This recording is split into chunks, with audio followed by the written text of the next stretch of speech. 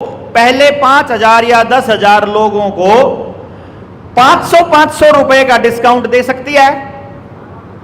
दे देगी? अरे 1,000 करोड़ रुपया माफ हो रहा भाई, 500 रुपया मुझे क्या फर्क पड़ रहा है।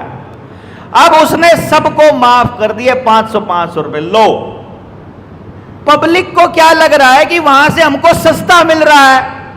पब्लिक को यह नहीं पता कि जो तुमसे ज्यादा टैक्स लिया जा रहा है, जो तुमसे टोल लिया जा रहा है ज्यादा, जो तुमसे हर मतलब पेट्रोल डीजल पे टैक्स लिया जा रहा है, जो जूते पर, रोटी पर, पराठे पर, चाय पर टैक्स लिया जा रहा है, नमक पर भी टैक्स लिया जा रहा है, वो टैक्स असल में उस कंपनी को दिया जा रहा है। तो तुम्हें जो चीज सस्ती पड़ रही है असल में वो ज्यादा महंगी पड़ रही है।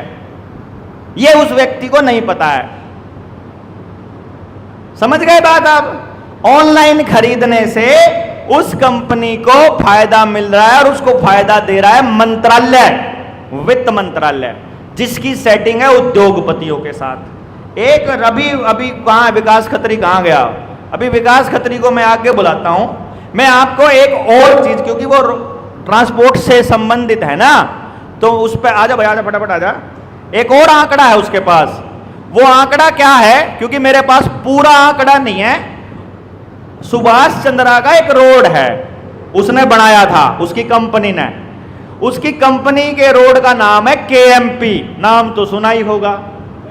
इस साइड से हो जा, गए भी होगे और केएमपी की हालत देखी भी होगी। बहुत बुरा हाल है, टूटा पड़ा है। उस पर आपने टैक्स भी दिया होगा खूब। अब उस केएमपी के बनने के घोटाले को समझना, तो सुभाष चंद्रा की कंपनी कौन सी है? जी न्यूज। तो जी न्यूज को भी बेनिफिट मिला है, वो उसके अखबारों को, पत्रिकाओं को भी मिला है, सुभाष चंद्रा को पर्सनली भी मिला है, और राज्यसभा में जगह भी मिली है, और उसकी कंपनी को लोन माफ भी हुआ है। कैसे हुआ? कितने का टेंडर छूटा, कितने पे माफी हुई, एक बार सुनियो फिर पता लगेगा। उसकी कंपनी का नाम है जी एसएल ग्रुप के नाम से हो। जी न्यूज तो उसकी एक सब्सिडरी है। वर्ल्ड सुना होगा? एसएल ग्रुप है। उसको टेंडर मिला था केएमपी का, जो दिल्ली का पूरा राउंड जो घूमता है, वो जो यूपी की तरफ वो केजीपी है, इधर है जो कुंडली मानेसर पलवल है। तो कुंडली मानेसर पलवल का उसको टेंडर मिला था, और उसमें जो उन्होंने लगभग 6,700 करोड़ का लोन लिया था सरकार से, वो काम पूरा करने के लिए। मंत्रालय से, बैंकों से। और वो टेंडर के बेस पे ही मिल जाता है उनको, सिर्फ उसको टेंडर मिला और उसी बेस पे उनको गारंटी पे वो उनको लोन मिल जाता है। उन्होंने काम किया और उस कंपनी ने लगभग 250 से 300 ठेकेदारों की पेमेंट भी नहीं दी, जिसमें ऐसे आदमी भी थे जो दिहाड़ी करने वाले थे, छोटे ठेकेदार थे, बहुत छोटे। उनकी लगभग 50 से 60 लाख पेमेंट उनकी बकाया थी, और जिसमें ज़्यादा कुछ लोगों ने तो फांसी भी खा ली। 250 से ज़्यादा मुकदमे उनके आज भी पेंडिंग है पेमेंट ना करने के। और उसमें से अभी उसका जो लोन माफ़ हुआ लगभग 6,000 करोड़ का, जो मोदी, हाँ सर, अभी गवर्नमेंट ने किया, हाँ, उसमें से 6,000, लगभग 6,000 करोड़ का उसका लोन माफ़ हो चुका है। और वो जो अब जो टोल की एक्सटेंड भी तो दी होगी, और भी तो बढ़ाई भी तो होगी कीमत है। टेंडर जी की कीमत भी बढ़ाई थी जी उसकी, वो 2,000 करोड़ के करीब बढ़ाई थी मेरे ख्याल से। हाँ, वो बढ़ाई थी, वो मेरे को एग्जैक्ट याद नहीं, वो लिखा हुआ है। हो गया? हाँ, और वो अभी टोल भी ले रहा है उससे, हाँ। रेगुलर। अच्छा, उस पर टोल का फ्रॉड चल रहा है। वो क्या था कि जब केएमपी पे किसी भी एंट्री पॉइंट से आप एंट्री करते हो तो फास्टैग स्कैन करता था गाड़ी को, उस पर आदमी बैठे होते थे। अब वो क्या करता है, जैसे 4 एंट्री गेट हैं, तो उसमें से कभी तो 2 को बंद कर देते हैं, फास्टैग को, स्कैनिंग मशीन को ही बंद कर देते हैं, कभी 3 को बंद कर देते हैं, एक चलती रहती है उसमें से। तो जिसमें जो बंद है उसमें से आप चले गए और 10 किलोमीटर आगे आपने एग्जिट मार लिया केएमपी से, तो वो आपका जो टोल कटेगा वो पूरे केएमपी का टोल कटेगा। एंट्री पॉइंट पे स्कैन नहीं करते, वहाँ आदमी भी नहीं, आप सहायता भी नहीं ले सकते। एग्जिट पॉइंट पे हर एक पूरे का उसका टोल कटता है। समझ में आई आपको टोल का गेम? नहीं आया? थोड़ा समझाता हूं। 6,700 करोड़ रुपए का लोन हुआ, बैंक से लिया।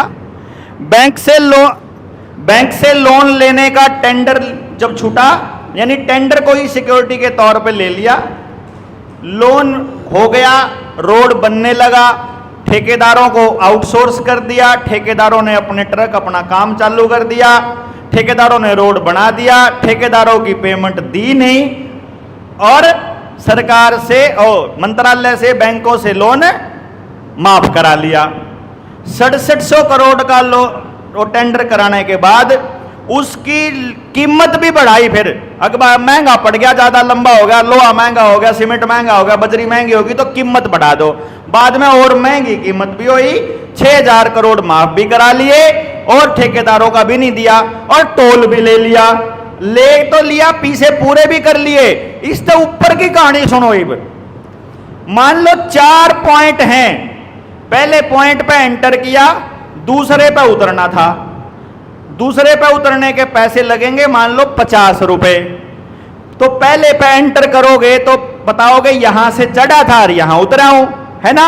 अगर मान लो आपके पास जहां से एंट्री है वहां का कोई हिसाब किताब आपके पास नहीं है, तो आपको पूरे राउंड के पैसे जो 400 कुछ रुपया लगता है वो देना पड़ेगा।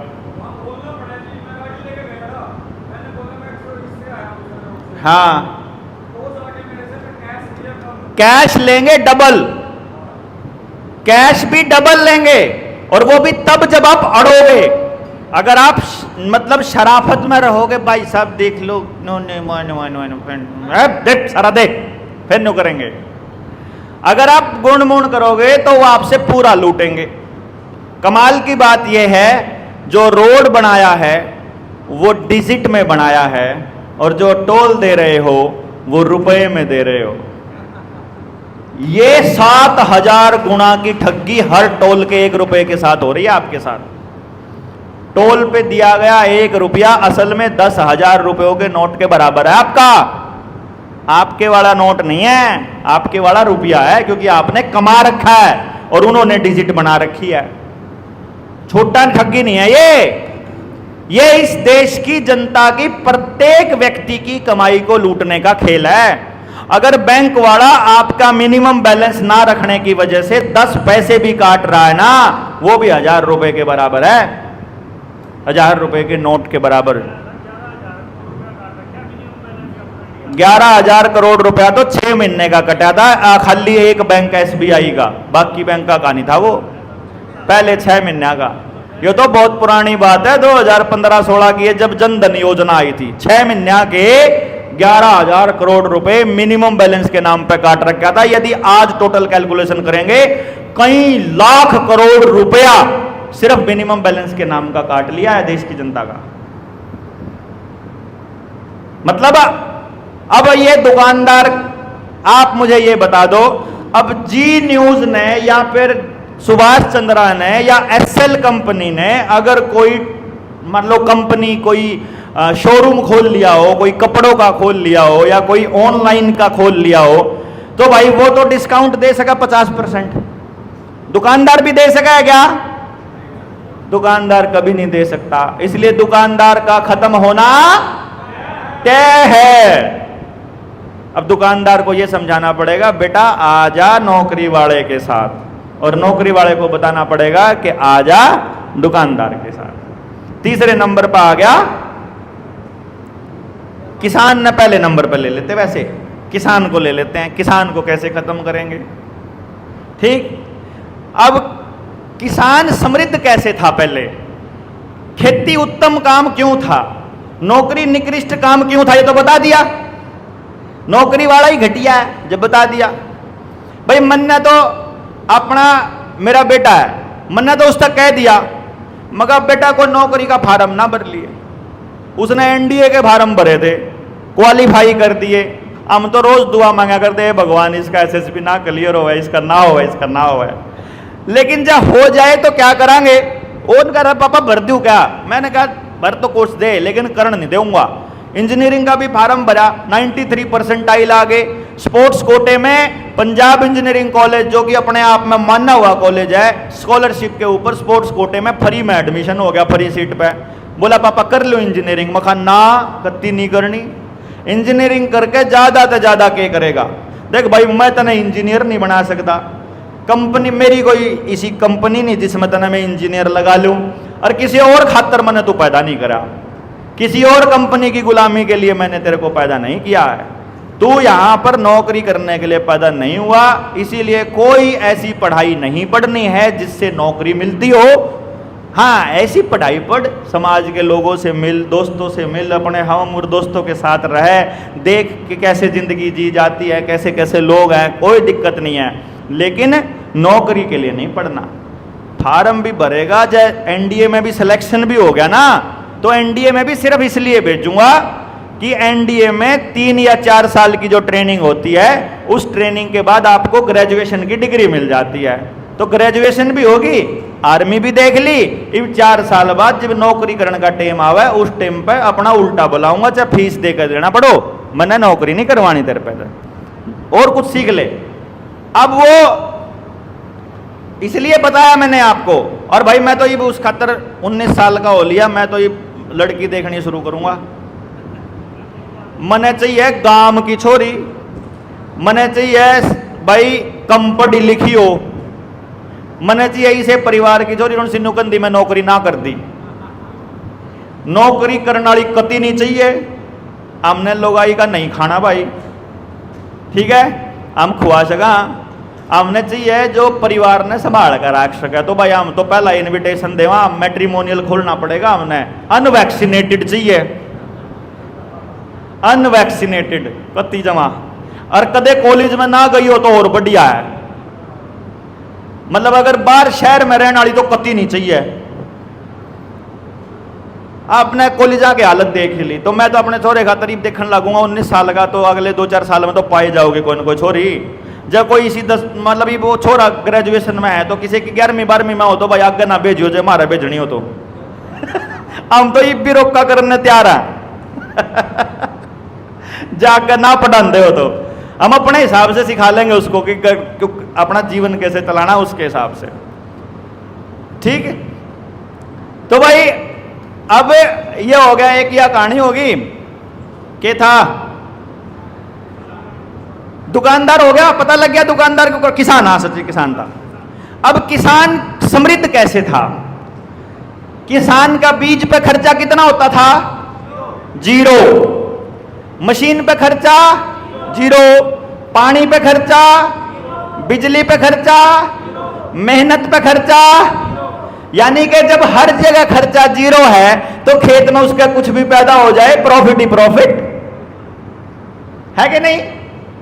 यानी किसान एकमात्र ऐसी प्रजाति है जो दाता है, अन्नदाता, क्योंकि उसके पास जो है वो ऐसा है।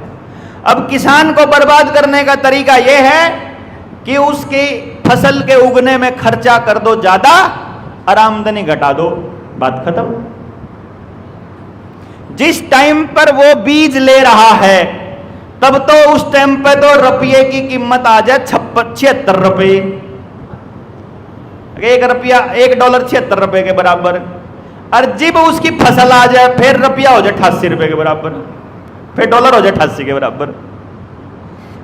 मतलब जिस टाइम पे वो खर्च कर रहा है तब तो उसकी रुपए की कीमत ज्यादा है इस बाजार में भी, और जब वो आमदनी हो रही है, उसकी फसल बिकने का टाइम हो, जब उसके रुपए की कीमत कम। मतलब चारों तरफ से मारा जा रहा है।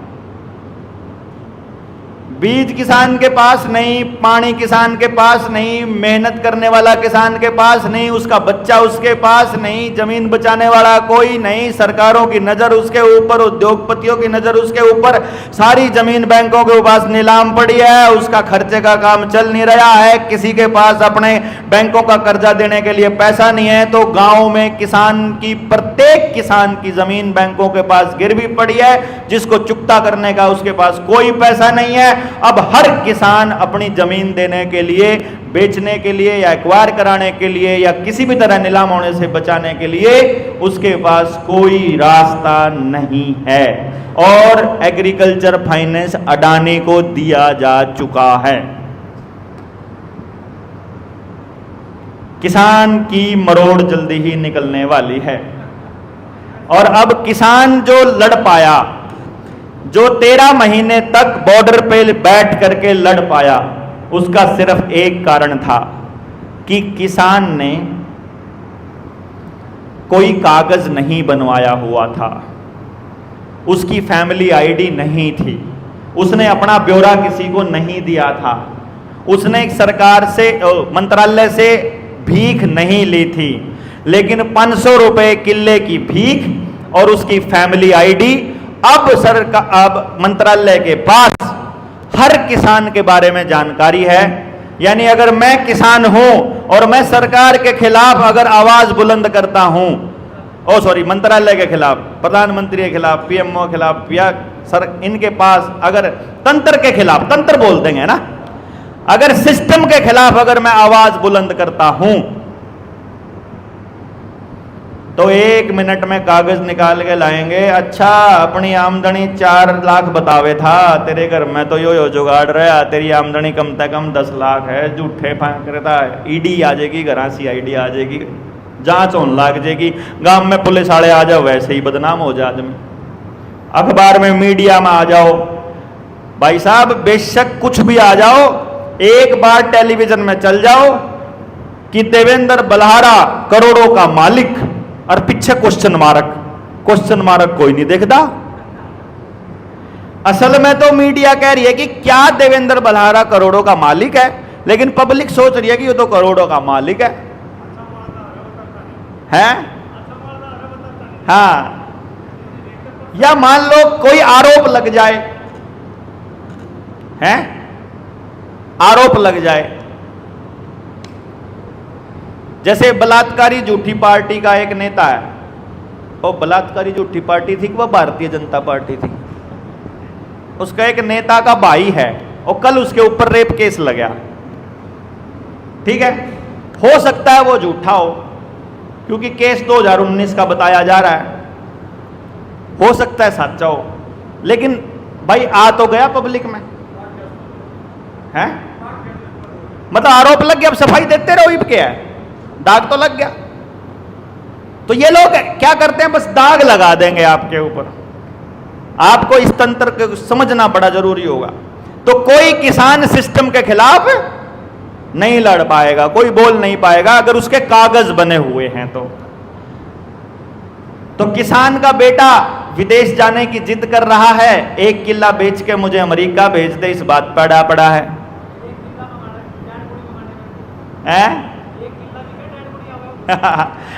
1 किला बेच के तो बच्चा बाहर जावे, फिर अगला किला बिक के न उसकी डेड बॉडी आवे,